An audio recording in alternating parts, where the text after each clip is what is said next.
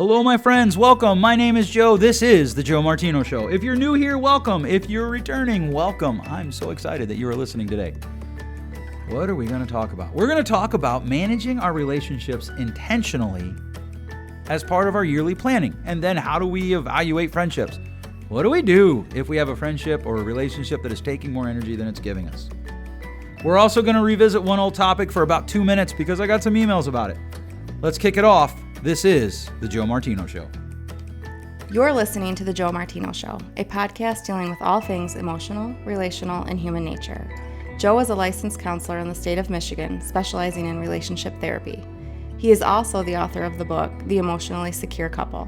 All advice offered in this episode is offered for entertainment and educational purposes only. Enjoy the show. All right, welcome back, my friends. Hello, how are you? How goes your day? We are so close to Christmas, close to New Year's, close to a new year.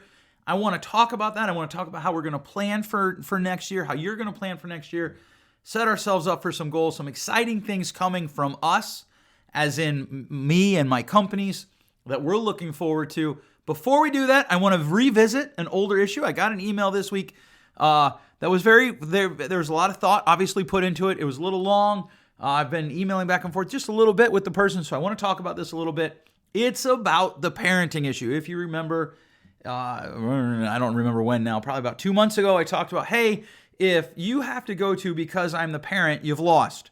And so somebody wrote me in a question that essentially says this: I don't get it. I am the parent. There are times that I can just say that. And I should be able to just say that. It doesn't mean anything because there is authority and people need to learn to submit to authority. For the record, I have addressed this. So if you're a longtime listener, you might just rolled your eyes. Go ahead and hit that 30-second forward button if you want, or listen again because it's only going to take about 45 seconds, maybe 2 minutes. I agree with you. There are times that I tell my kids, look, you've got to do this because I'm your dad and I'm telling you to do it, and it's the price you pay for living here. Or my wife says, hey, you got to do this because I'm the mom. But if that's your go-to, that's where you're in trouble. In fact, in one of the episodes, I actually said, look, you got to learn to obey authority. If a cop tells you to do something, you have to do it unless it's immoral or going to hurt somebody. The government, I don't think that the government has the right to spend my money the way that they do. I still have to pay taxes. I have to submit to that authority. But here's my question. Do you want that type of relationship? So what I'm trying to say here is your go-to should not be because I'm the parent. It should be, hey, you're doing this, and here's why. It makes you a better adult. It makes you a better human. It makes you a better person to live with. It helps you develop discipline, which will help you in other areas. I don't care what the reason is. You ought to have a reason, though, that's better than I'm the parent. So it could be like, you're going to do this because, so one of the things that my kids are frustrated about is that they're not allowed to go to friends' houses during this pandemic. They're very frustrated by it. When they were going to church, we made them wear masks.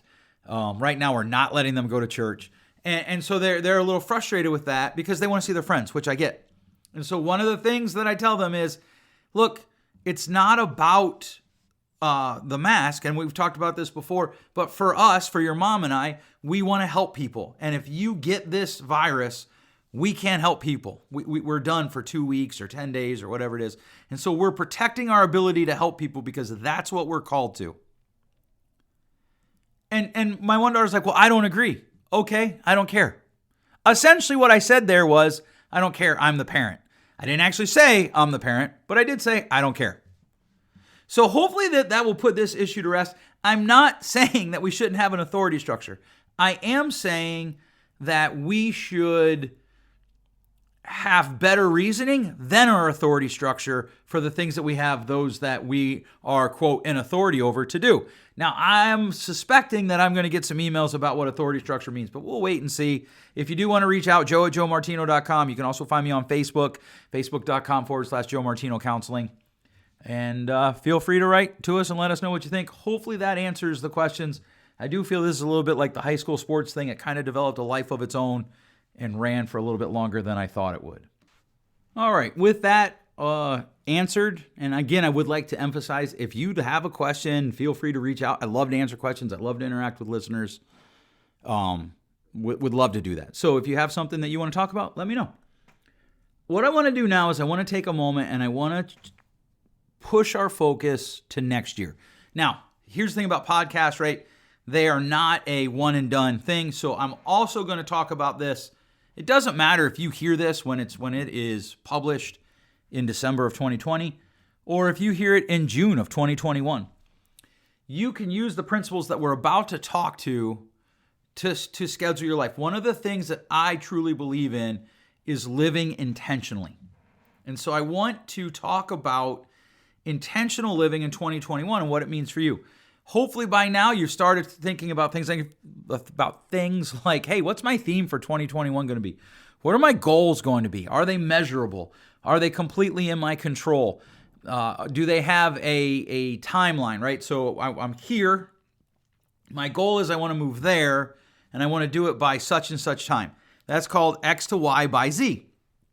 And those are really important criteria for goals. If you need more information about that, I encourage you to go to the end of 2019, probably most of December there. We talked about that. And feel free to look those up. You can find those on joemartino.com/podcast with a /. I don't know why. I'm sure some of my tech friends do. There, you have to have that podcast or that /, but you do. You can also just go to joemartino.com and click on podcast. Good webpage to be a part of. You can sign up for subscribe, and you'll get most everything that we do will be delivered right to your email inbox, and you'll get announcements, those types of things. As you look to 2021, you think about your theme, you think about your goals. I want you to consider your energy. One of the capitals that people don't think about is the capital of their energy too often. And so what happens is they tend to be intentional with their finances. Certainly there's a lot of people that aren't. Maybe they're intentional with things like where they go to church or how they handle fossil fuels and what they're doing in regards to their beliefs about climate change. But what they don't do is consider their energy. And a couple weeks ago, we talked about, hey, I got like 5 emails in like 3 days about like, hey, I need a new best friend and I don't know what to do. And we talked about being caught in that negativity trap. Here's what I want you to do. I want you to look at 2021 and I've started writing out goals that I want to do in 2021, things that I want to accomplish. I'm actually, to be honest with you, thinking about stopping trying to write the book that I'm currently working on because it's just not coming together. And I have an outline for another book that I think I could knock out in about 10 months.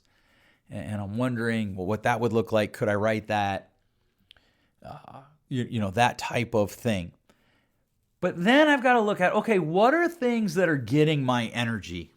What are things that are drawing energy, emotional-wise, physical-wise, from my life? What are things that are putting energy into my life? So one of the hobbies that I picked up in 2019 or picked back up maybe, no, not really. I was never really into it before. I tried a couple times, is fishing. And I didn't really do it too much before because I'm not very good at it. And like most people, I don't like to engage in things that I'm not good at. And then when I did it, I was like, you know what? It doesn't matter if I'm good at it. I enjoy it. It's comforting. It's relaxing. It recharges my brain. It's good headspace. So I got back into that in 2019. In 2020. And that is an energy giver for me. Spending time with my wife, energy giver. Now, I see her a lot. I work with her. I just recently had somebody say to me, I can't imagine working with my spouse all the time. I'm like, honestly, it's not that bad. For us, it's good. We enjoy it. But so I get energy from hanging out with her. I get energy from hanging out and playing with my kids. And sometimes I don't. Sometimes those take energy, right? And so there's a give and take there that we need to look at. So here's a exercise that I want you to start doing. And if you're driving and you listen to this, I would really encourage you to come back to this point and listen when you get to a place where you can write things down.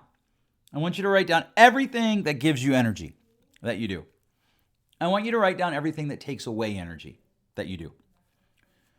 Now I want you to start asking some questions. What are you doing because you think you're supposed to do it versus you need to do it?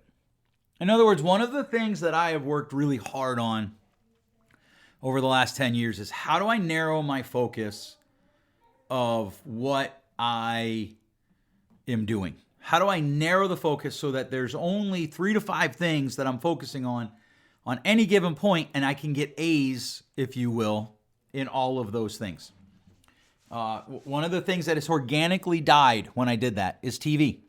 In fact, we live out in the middle of nowhere, so having TV is a good thing. For sports, it's very difficult. If we wanted to watch, I enjoy baseball. So if I wanted to watch the playoffs, once it reaches network TV or it's very difficult to watch it because I can't always stream it at home. And so we pay a little bit for some satellite TV.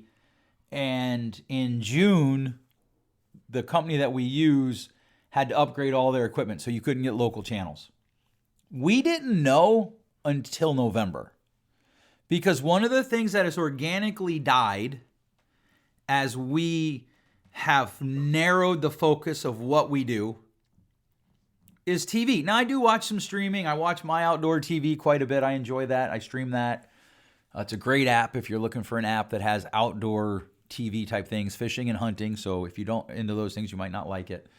But even that, one of the things I noticed was I would watch it at night before I'd go to bed, and I wouldn't read. And reading is one of the things that I'm focusing on. I want to read before I go to bed at night.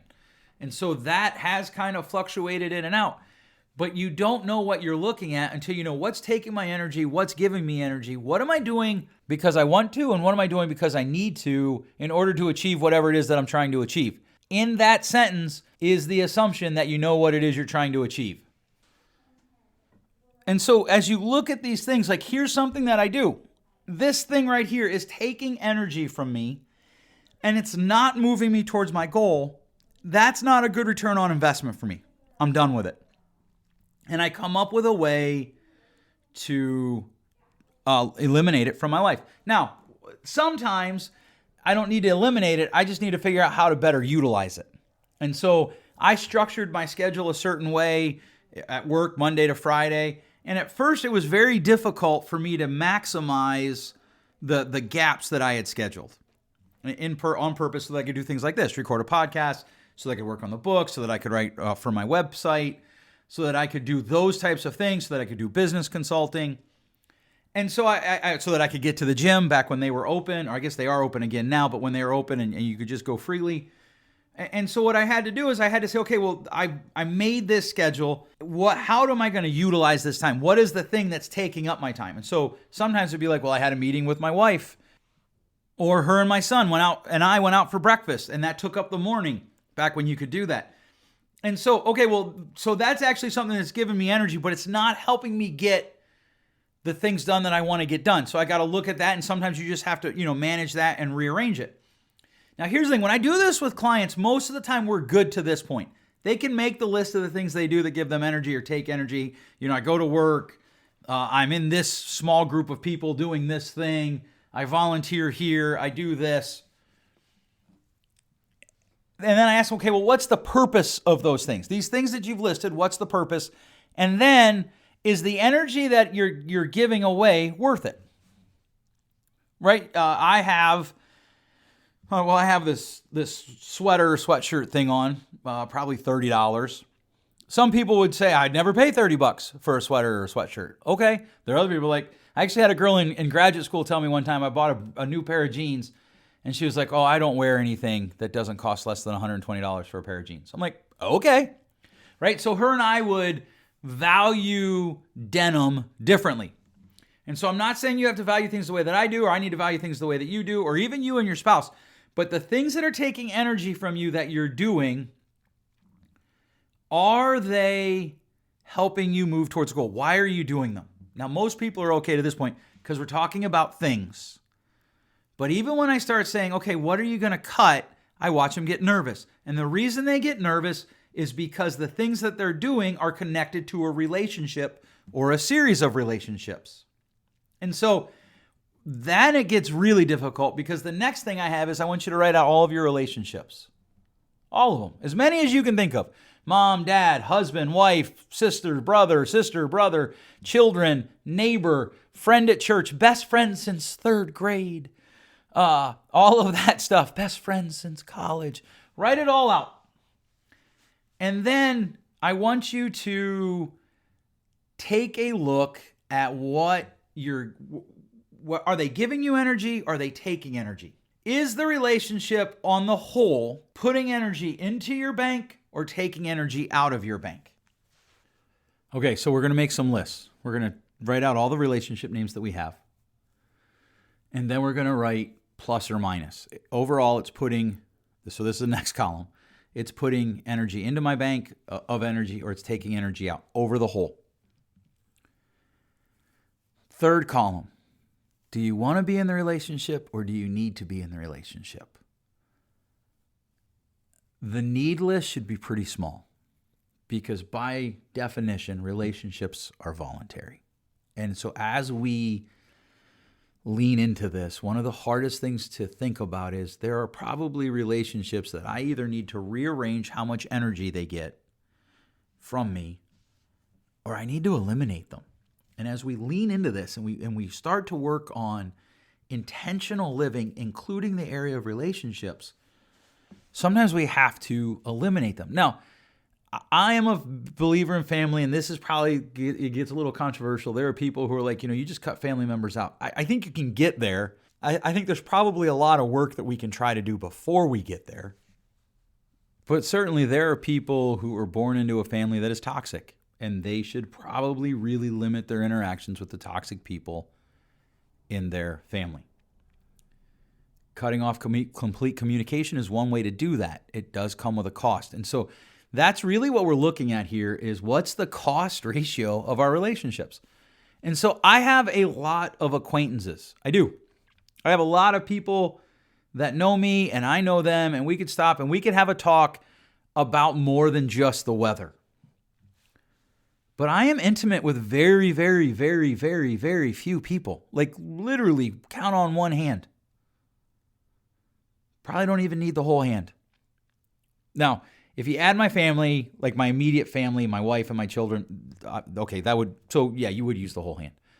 But one of the things that you have to run out is what does it mean to live intentionally with your family or with your relationships? Excuse me. One of the things we have to run out is what does it mean to live intentionally with our relationships?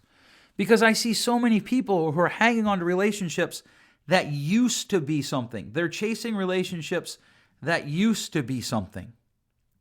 I had a friend literally reached out to me when we were moving here to Grand Rapids and said, hey, I see that you're moving to Grand Rapids. Would love to get together with you. I think we share interests. Right? And for the first, 3 to 5 years that we lived here, we were good friends. In fact, we would get together and we'd get coffee and we'd debate things. He tends to think one way about things. I tend to think another. It's a great relationship.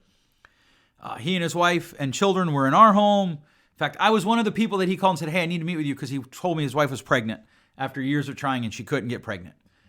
And we were in their home. I got his wife a job at one of the companies I worked for. He worked for me. We're not that close anymore. And it's okay. Now, here's the thing. It's not that we're not that close because I got mad at him. I know that's true. Or he got mad at me. We live 45 minutes apart.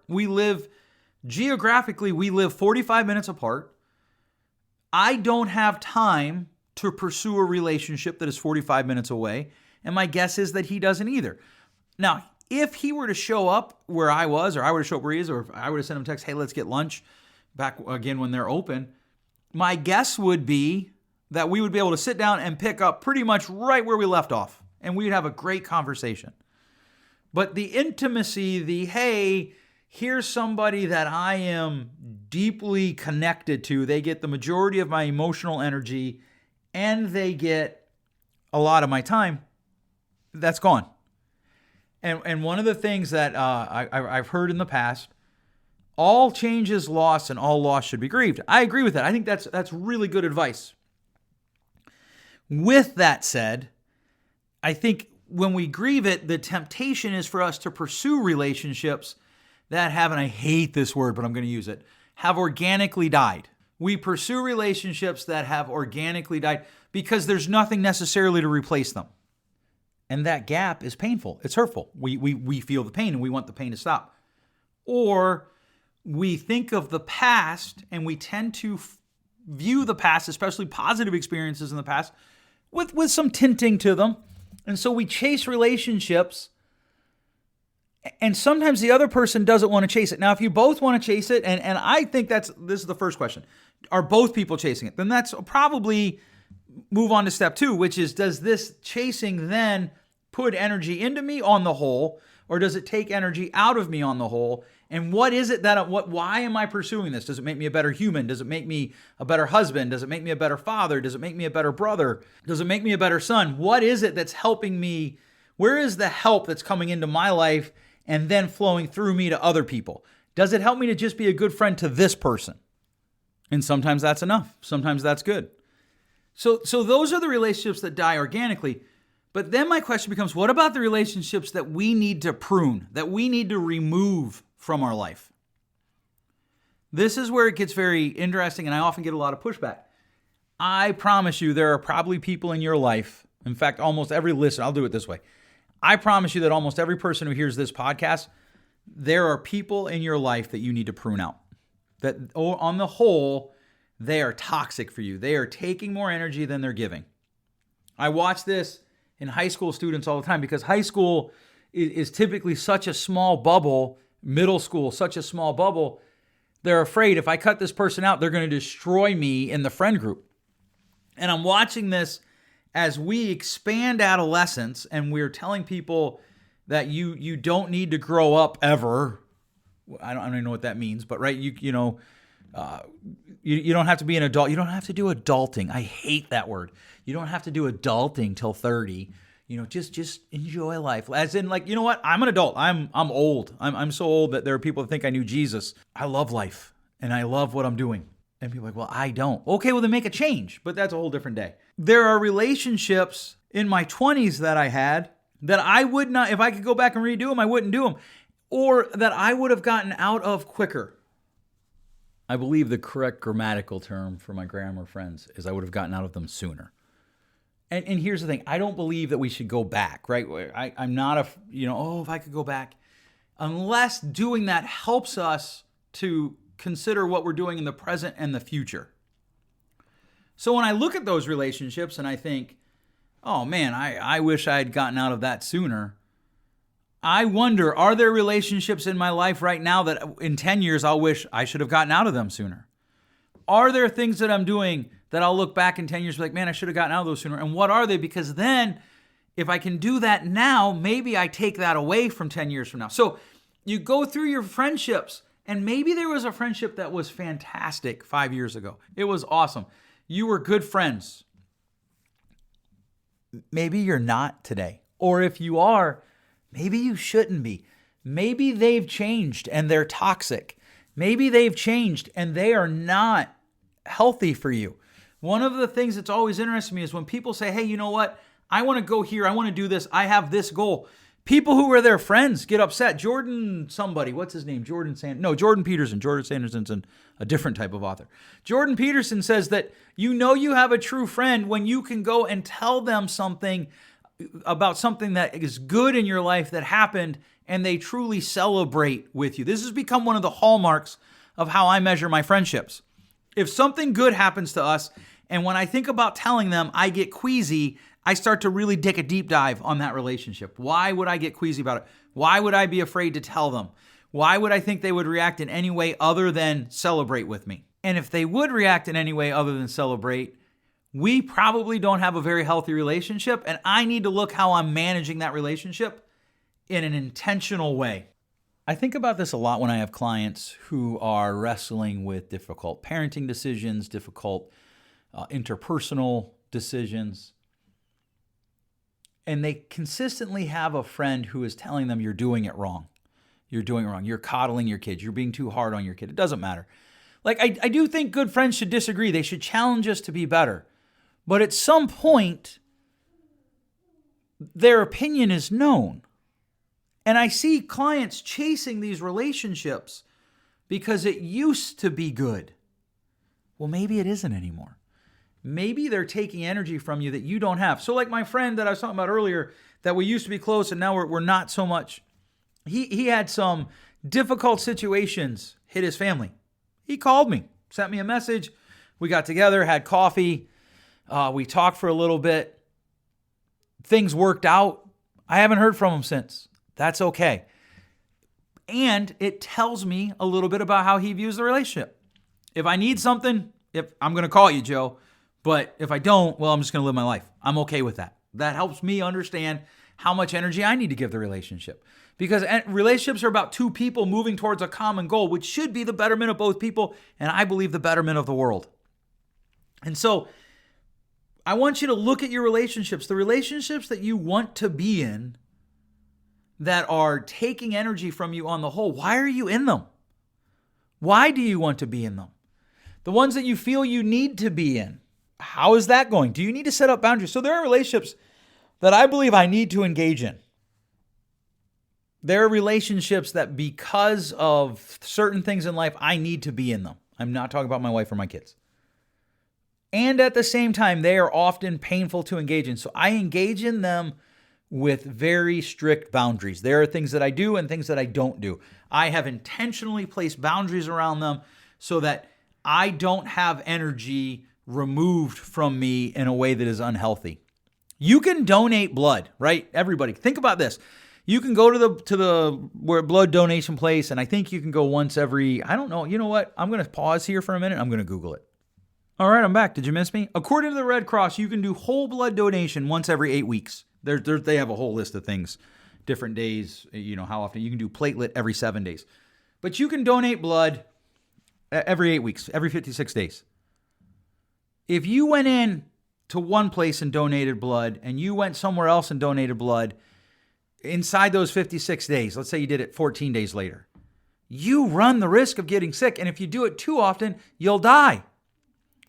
I really, truly believe this is the same thing with our friendships. There are friendships that I can donate to, that I can totally be the one that is donating to. And I believe that. I have a couple friendships that I really feel there's not much that I am currently receiving in the relationship, but it's good for the other person. It's helping them grow. It's helping them mature. There are benefits to them, which in turn help the world around them, which is part of my life mission. So I can do that. I can donate to them.